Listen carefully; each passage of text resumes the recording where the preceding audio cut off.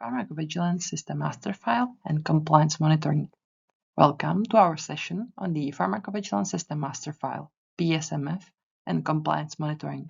This presentation will guide you through the key elements of the PSMF, explaining its role in pharmacovigilance and how compliance is monitored.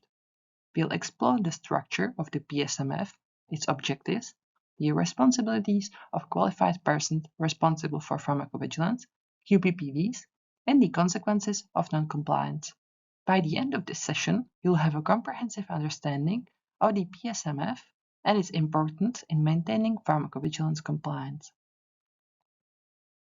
Disclaimer. Before we proceed, here's the disclaimer. The content of this presentation is copyrighted by NextPV Services, reflecting the views of the creator. While NextPV uses artificial intelligence, AI, to enhance operations, the human team remains the driving force behind ensuring accuracy, relevancy, and integrity. This disclaimer is important to acknowledge the AI-generated script while still emphasizing the human oversight that ensures the content quality and reliability. Content. Let's look at what we'll cover today. Our topics include abbreviations, the definition of the Pharmacovigilance System Master File, PSMF, its introduction, objectives, summary of the applicant's pharmacovigilance system, SPS, the role of the QPPV, legal background, compliance monitoring, and standards and regulations. This comprehensive outline provides a roadmap for understanding the PSMF and its role in pharmacovigilance compliance. Abbreviations. Here's a list of abbreviations to help you follow along with the presentation. Some of the key terms include CA, Competent Authority, EMA, European Medicines Agency, EV, Ultravigilance, QPPV, Qualified Person for Pharmacovigilance, and SMPC, Summary of the Product Characteristics. Knowing these abbreviations will make it easier to understand the terminology used throughout the presentation. Pharmacovigilance System Master File and Summary of the applicant's pharmacovigilance system. Let's briefly look at the structure of the Pharmacovigilance System Master File, PSMF. It's a detailed description of the pharmacovigilance system used by the Marketing Authorisation Holder, MAH, for one or more authorized medicinal products. The MAH must operate a pharmacovigilance system for fulfilling its responsibilities, and the PSMF provides an overview of the system.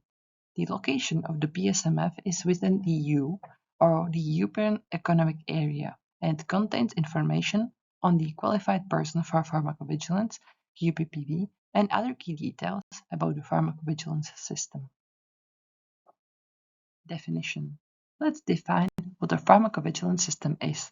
It's a system used by an organization to fulfill its legal tasks and responsibilities in pharmacovigilance. The system is designed to monitor the safety of authorized medicinal products and detect any changes in their risk-benefit balance.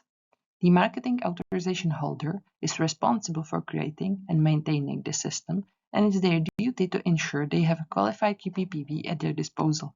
This definition helps set the context for the rest of the presentation, emphasizing the importance of a robust pharmacovigilance system. PSMF Introduction. Here, we dive deeper into the PSMF. It's a comprehensive document that describes the pharmacovigilance system used by the Marketing Authorization Holder, covering one or more authorized medicinal products.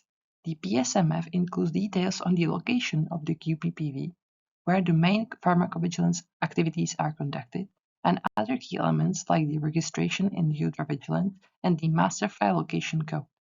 Understanding the PSMF is crucial because it acts as a reference point for regulatory authorities during inspections and audits, ensuring compliance with pharmacovigilance regulations. PSMF Objectives. This slide outlines the objective of the PSMF. Its purpose is to verify that the pharmacovigilance system meets required standards, to check how well the system adheres to rules and regulations, and to identify any problems or violations. It also aims to find any dangers or errors in how certain parts of pharmacovigilance are carried out. The PSMF plays a crucial role in ensuring compliance and identifying areas for improvement in the pharmacovigilance system, making it a key component of regulatory oversight. SPS is the summary of the applicant's pharmacovigilance system. In this slide, we discuss the summary of the applicant's pharmacovigilance system. It's evident that the applicant is a qualified person in charge of pharmacovigilance, along with the information on where the qualified person lives and performs their duties. The SPS includes contact details for the QPPV, a declaration signed by the applicants confirming they have resources to carry out pharmacovigilance tasks, and the location of the Pharmacovigilance System Master File. This summary is a key document that the regulatory authorities use to ensure the applicant meets pharmacovigilance requirements. QPPV is qualified person responsible for pharmacovigilance. Let's talk about the role of the qualified person responsible for pharmacovigilance. This slide explains the QPPV duties, emphasizing that they must have enough authority over the pharmacovigilance system to support, maintain, and enhance compliance. This slide also remains that available summary curriculum vitae with key information about the QPPV, contact details, and information on backup arrangements when the QPPV is unavailable is needed. The role of the QPPV is central to ensuring compliance with the pharmacovigilance requirements and supporting the effective operation of the system. Compliance. Compliance refers to conformity and adherence to policies, procedures, laws, regulations, and other requirements. The objectives of compliance are to follow rules and standards for pharmacovigilance activities, inspect and examine situations that don't align with these rules, and fix any non-compliance issues. Compliance is crucial because it ensures that pharmacovigilance activities are carried out according to the required standards, contributing to the overall safety of medicinal products. Legal background. Here you can see the legal background for pharmacovigilance compliance.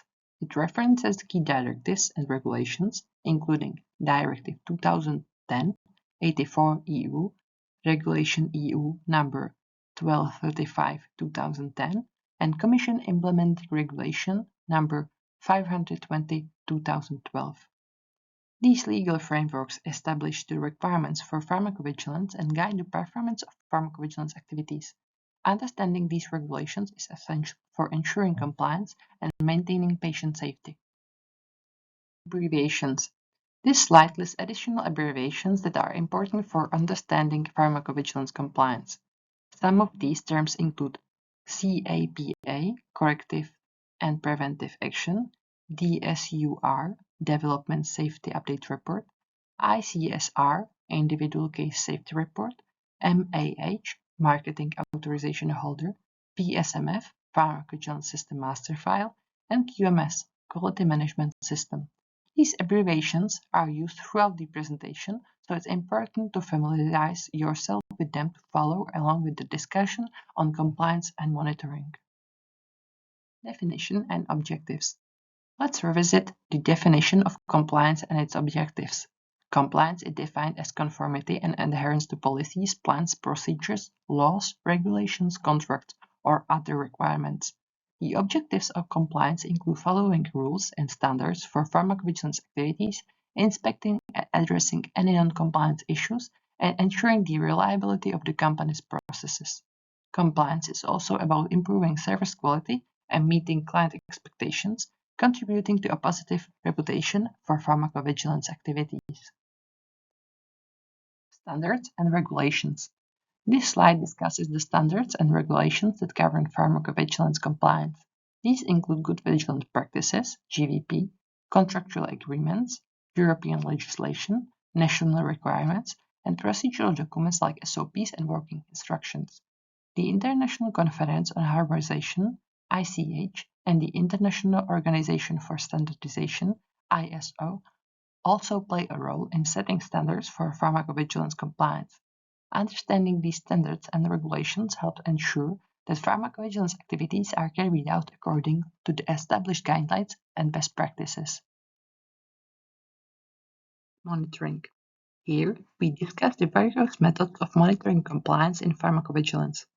Audits and inspections are key tools for monitoring compliance, with internal audits focusing on internal processes and external audits evaluating compliance from an outside perspective. Regulatory intelligence is another aspect of monitoring, ensuring that all procedures follow relevant rules and standards. Non-conforming products and complaint monitoring also play a role in ensuring compliance with contractual obligations and maintaining a high-quality pharmacovigilance system. Continuing the discussion on monitoring, this slide focuses on quality monitoring and quality control measures applied to various pharmacovigilance activities, including ICSRs, PSURs, and DSURs. Quality control ensures that clinical processes have checks in place to maintain high quality standards. A general recommendation is that no standard documents should be delivered to client or competent authorities without being checked by a second person, and non-standard documents should be only prepared by senior staff members. These measures help maintain compliance and ensure a high level of quality in pharmacovigilance activities. Here, we discuss the ongoing monitoring of the pharmacovigilance system performance using key performance indicators, KPIs. According to Commission Implementing Regulation EU number 520/2012, Marketing Authorisation Holder and competent authorities use KPIs to monitor the good performance of pharmacovigilance activities. KPIs help track the effectiveness of pharmacovigilance processes and provide a way to assess compliance and performance over time. These indicators are crucial for maintaining a robust pharmacovigilance system and ensuring continuous improvement. Non-compliance. Finally, let's talk about non-compliance and its consequences.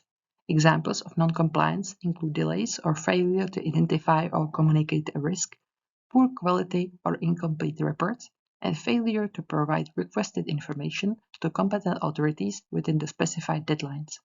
The consequences of non-compliance can range from education and facilitation to warnings, inspections, urgent safety restrictions, or even suspension or revocation of marketing authorization. Understanding the potential consequences of non-compliance underscores the importance of adhering to pharmacovigilance regulations and standards. Thank you for your attention, and thank you for joining us for this session on the Pharmacovigilance System Master File and Compliance Monitoring. If you have any questions or need further information, please do not hesitate to contact us at NextPV. We are here to support you and ensure your pharmacovigilance activities are compliant and effective. We look forward to hearing from you.